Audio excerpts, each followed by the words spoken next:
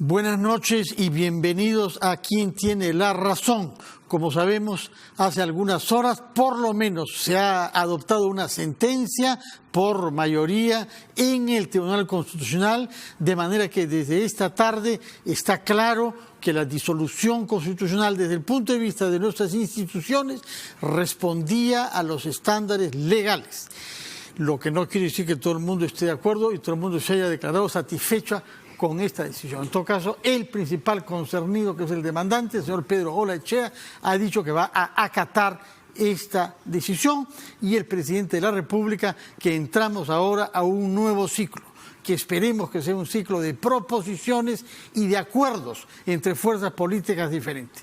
Por eso hemos invitado al presidente de uno de los partidos que está participando en estas elecciones, el señor Gilbert Violeta, presidente de Contigo, que tiene como característica principal haber entrado con el grupo oficialista de PPK, en haber vivido lo que todos sabemos y lo que condujo a la renuncia del señor Kuczynski, de haber cambiado el nombre de este partido, de PPK pasó a llamarse Contigo, y vamos ahora a saberlo, si ha cambiado un poco también su estrategia y su visión, tal y como revelan las campañas que están realizando los candidatos de su partido que se presentan a las elecciones del 26 de enero. El señor Violeta mismo no se presenta. Señor Violeta, buenas noches. Buenas noches.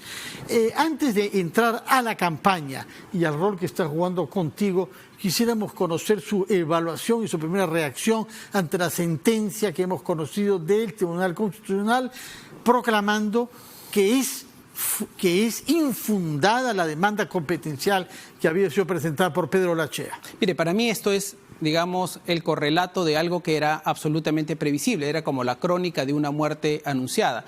Si nosotros revisamos las opiniones que varios de los magistrados habían declarado en los últimos días o en las últimas semanas, ya se conocían perfectamente las posiciones. Pero no todos, de 4-3. Se habló mucho sobre el señor Miranda como una incógnita que podía inclinar la balanza. Exactamente, la única persona que probablemente había reservado mucho la opinión era el doctor Miranda, efectivamente.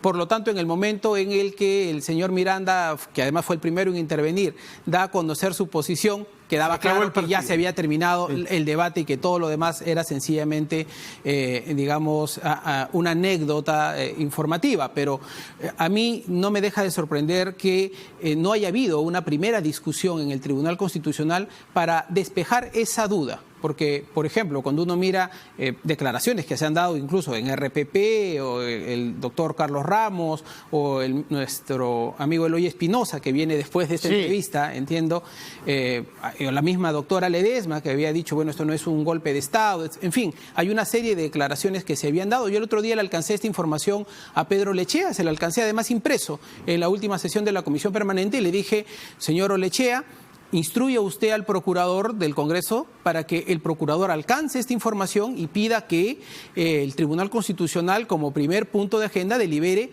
si es que han habido o no adelantos de opiniones. Y la verdad es que... Quería que se haga una pequeña guerrilla para desacreditar el tribunal. No es una guerrilla. Es una... por transparencia, es una posición necesaria que en todo órgano jurisdiccional se tiene que esclarecer para que los fallos no tengan algún tipo de cuestionamiento. Ese era el sentido de la contribución, pero entiendo que Olaechea nunca presentó el recurso y por lo tanto el Tribunal Constitucional no deliberó ninguna posición al respecto. ¿Usted tiene la sensación de que la decisión tomada colectivamente y por cada uno de los 7 jueces constitucionales está motivada por razones jurídicas, o ha sucedido, como algunos pretenden hacer creer, de que hay una motivación política en un campo y en el otro? Miren, yo creo que el tribunal ha sido temeroso de tomar una decisión más trascendente para evitar un conflicto político mayor en el país. Una parte del tribunal, 4. Bueno, los 4 que finalmente han declinado la decisión de la sentencia, ¿no? ¿En qué sentido? Si es que el Tribunal Constitucional decía es inconstitucional la disolución del Parlamento y por lo tanto le daba la razón al Congreso con la demanda competencial, el correlato natural era que al presidente de la República haber disuelto de manera inconstitucional el Parlamento repuesto o el próximo Parlamento, lo primero que tenía que hacer era someterlo a un juicio político. político por esa decisión inconstitucional y por lo tanto, chau Martín Vizcarra. Está claro que esa decisión a estas alturas, habiendo transcurrido ya varios meses después de este hecho del 30 de septiembre, era una decisión que no iba a adoptar el Tribunal Constitucional. La sola dilatación del tiempo ha jugado a favor del Poder Ejecutivo. Ahora, hay varias cosas que creo que van a quedar para el análisis. Pero el Poder Ejecutivo presentó su réplica antes de lo previsto, y mucho antes de que venciera el plazo. Es decir, no es el Poder Ejecutivo que ha hecho correr el tiempo. No, lo que me refiero es que el hecho de que haya un procedimiento que haya hecho que el día de hoy, ¿no?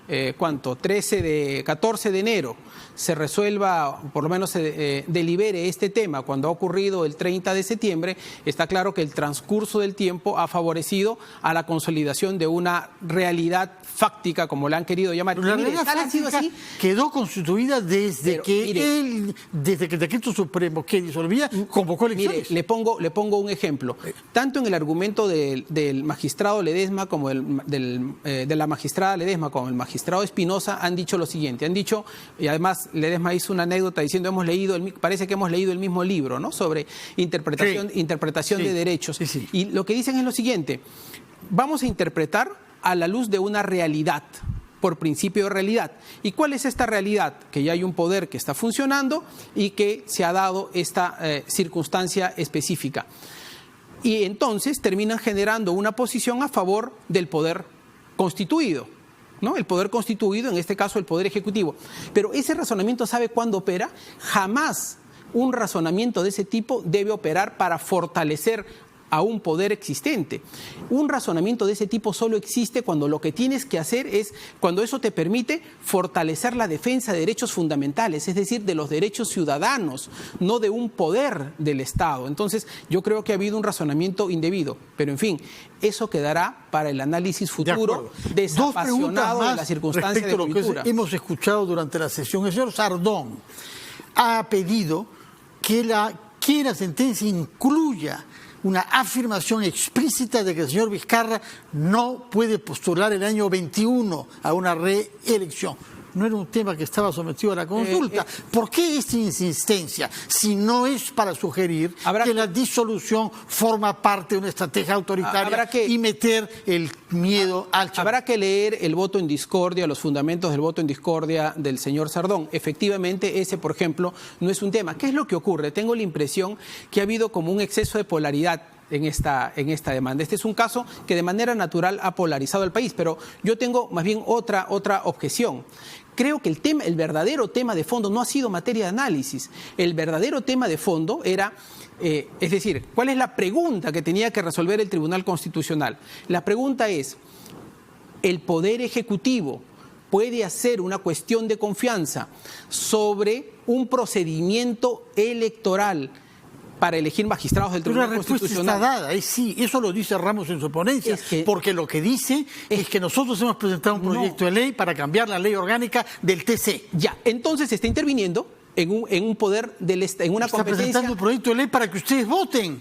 Es que lo que ocurre es lo siguiente: tú puedes presentar un proyecto de ley para el futuro. Lo que no puedes hacer es intervenir en un procedimiento, en un proceso electoral en curso, porque bajo esa lógica han generado, ¿sabe qué cosa, Fernando? Un desequilibrio de poderes en el Perú. Ahora tenemos un superpresidencialismo, un presidencialismo hiper reforzado, y en el futuro quien sea presidente de la República, si es que no hay una reforma constitucional que permita equilibrar esto, este presidente de la República va a poder hacer lo que quiera y plantear cuantas veces quiera. Recuerdo, señor Violeta, por si acaso lo hubiese olvidado, que este presidente que usted presenta con ese temor, presentó el proyecto de que acortaran el mandato de todos. Así es. Tanto de ustedes como de él. Y ustedes no lo hicieron posible. No. Ese presidente que usted teme tanto, su hiperpoder.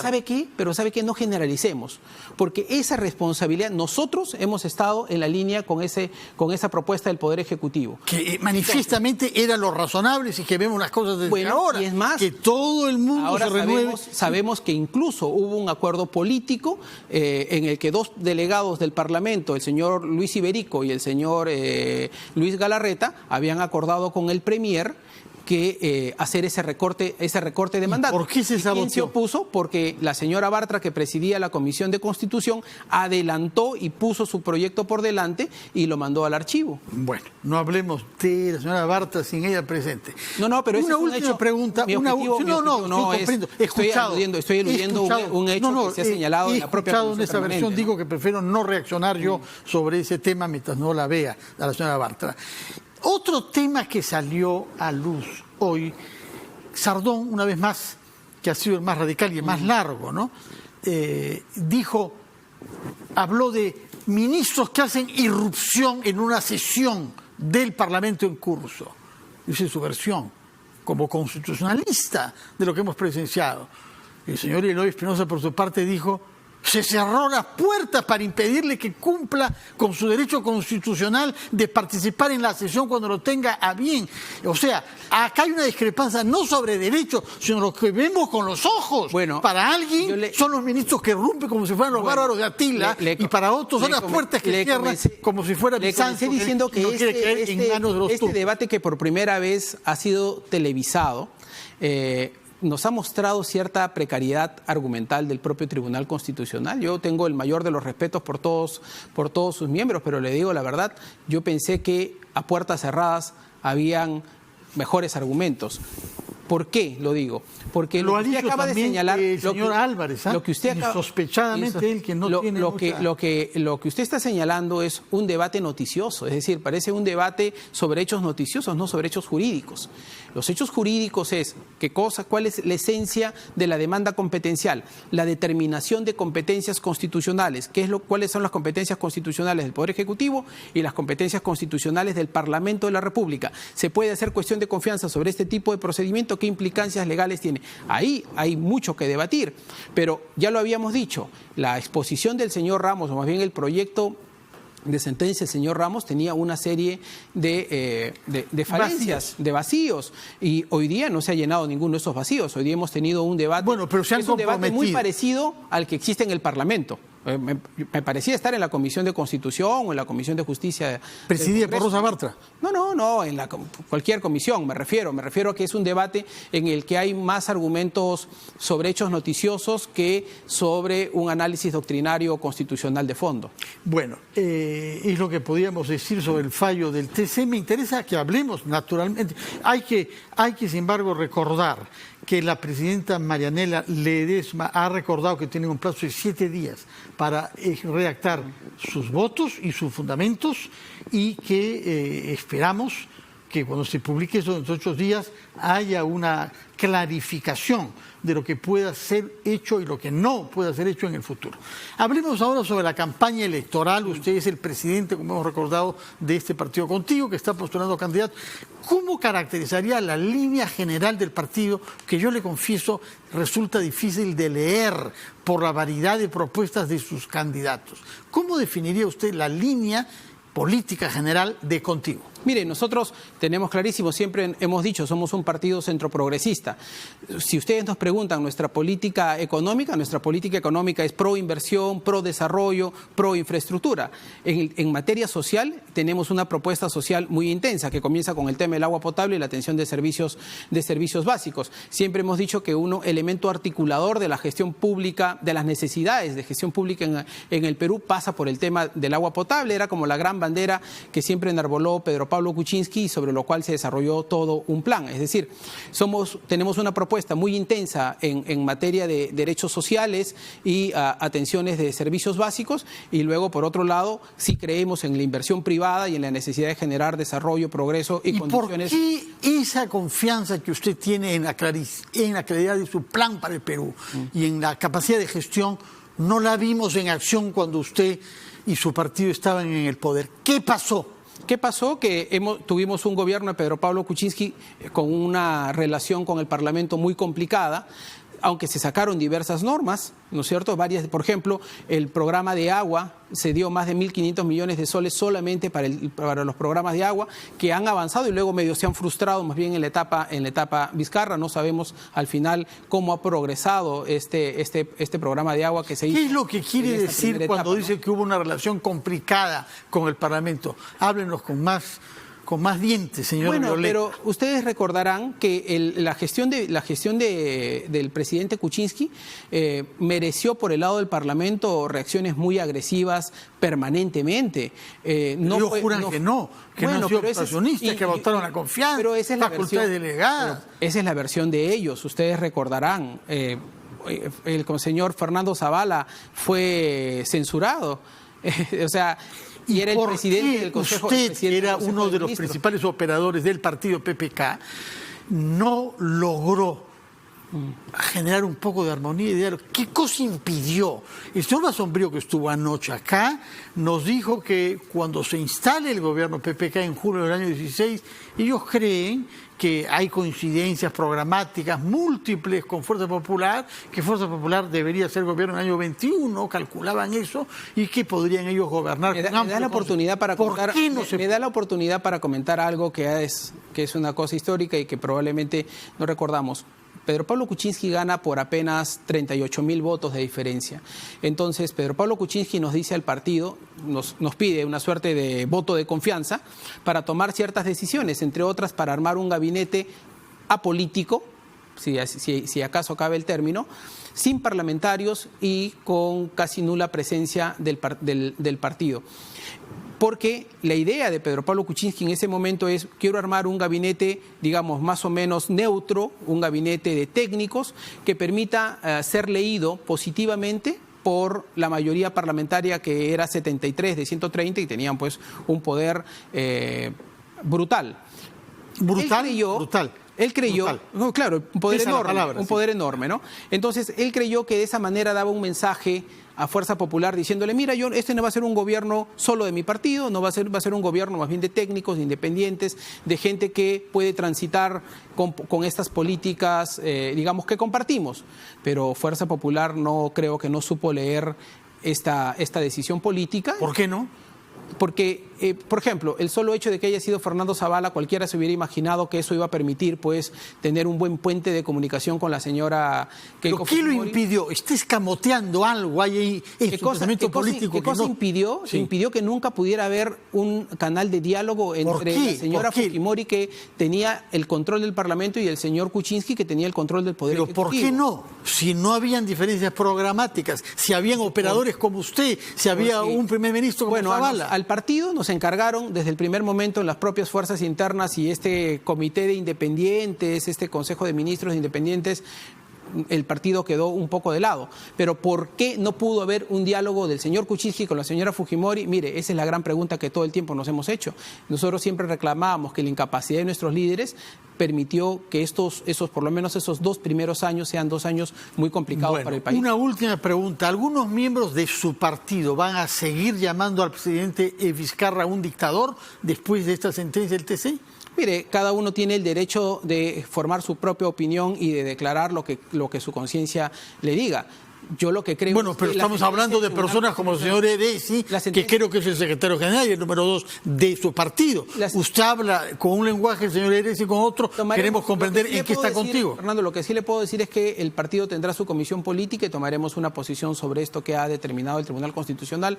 Nosotros siempre en la línea del respeto a la Constitución y a lo que decidan nuestros órganos jurisdiccionales, como lo hemos hecho siempre. Y tomaremos una posición política.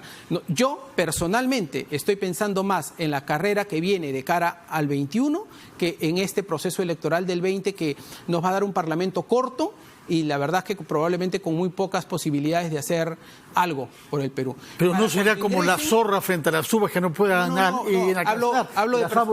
Hablo personalmente. Mis colegas que van a estar en el Parlamento, Eresi, Cheput, Villacorta, Sánchez, ¿no es cierto? ¿Tienen sondeos favorables en ese sentido? Bueno, nosotros creemos que vamos a tener por lo menos 8 congresistas, y de esa manera tendremos además una bancada.